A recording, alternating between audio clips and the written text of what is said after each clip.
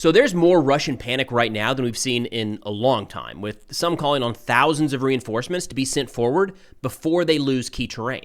As we've talked about countless times in recent weeks, this is all part of Ukraine's plan, and from what we can tell, it seems to be working. Isolate a portion of the battlefield with middle to long-range strikes, then methodically clear it. That's happening right now in Zaporizhia, and Russian analysts are noticing a negative trend for their forces. Now, stepping back big picture here, this 2026 campaign, from what we can tell, is Ukraine has focused heavily on the destruction or suppression of Russian air defenses. Every one of those systems, every one of those radars that goes down opens up a new corridor for Ukrainian drones to fly through. And they are, every single day, striking Russian logistics, 1 to 200 kilometers from the front line.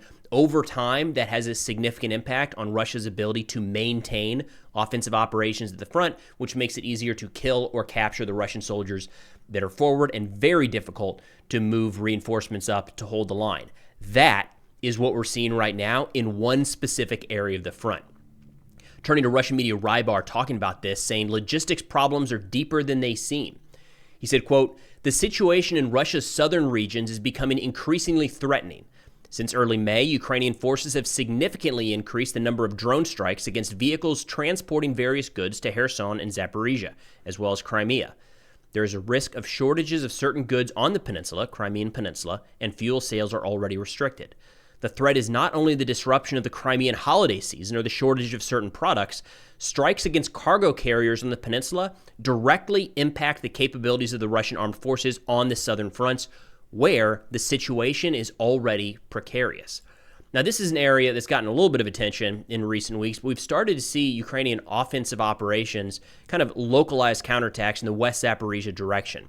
Now, zooming into a deep state map here, what we're seeing, this red area all occupied by Russia right now, we've seen just in the last few weeks, every single day, new footage coming out showing Ukrainian deep strikes on logistics down in Mariupol, Berdansk, all the way down into Crimea. So what Ukraine is doing is kind of isolating this entire area, making it hard for Russia to continue logistics. And we saw it just a few days ago. Russia shut down a portion of the highway. They're constantly getting concerned. I mean, we had footage earlier today where there was just truck after truck after truck after truck that got blown up. So this isn't like a threat that Russia has to take into consideration. It is rapidly approaching the point of like a significant number of their military vehicles, military transports, are being destroyed well before they can get anywhere near the front. So this is the area Rybar's talking about. And then zooming in here to West Zaporizhia, the Stepnohorsk, Primorsky, Stepov area. This is where we've seen localized Ukrainian counterattacks recently. They are on the verge of retaking everything that Russia gained over the course of the last year.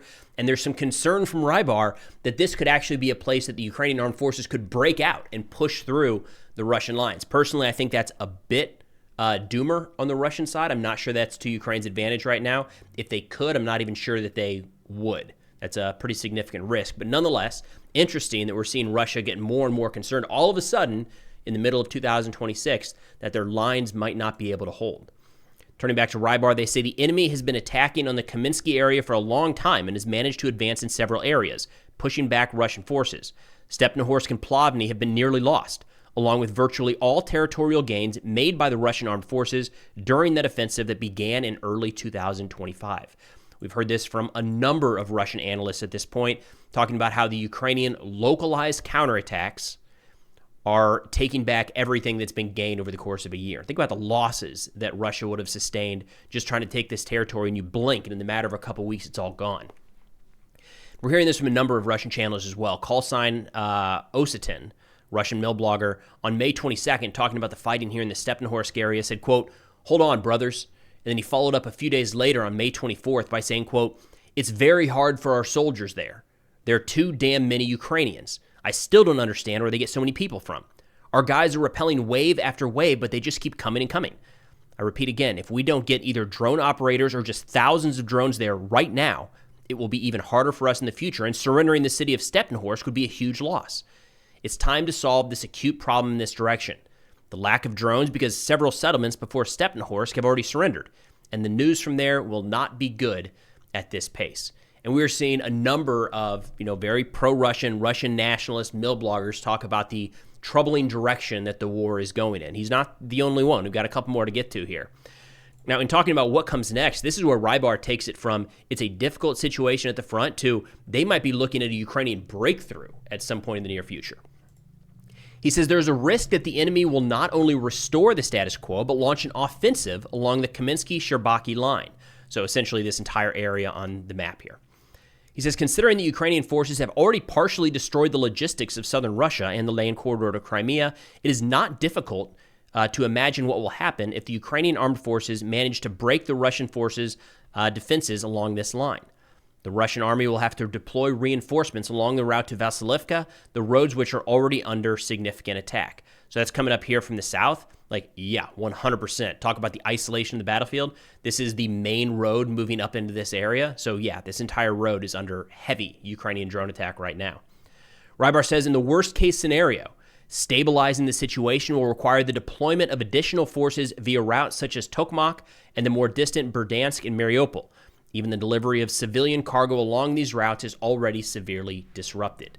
So we are seeing, again, this three-phase plan carried out by Ukraine in 2026, destroy or degrade or suppress Russian air defense, opens lines in their coverage across the country. As those lines open up, more strikes deeper into Russian territory, making it harder for any of these logistics to move forward and provide troops, ammunition, food, water, batteries, anything.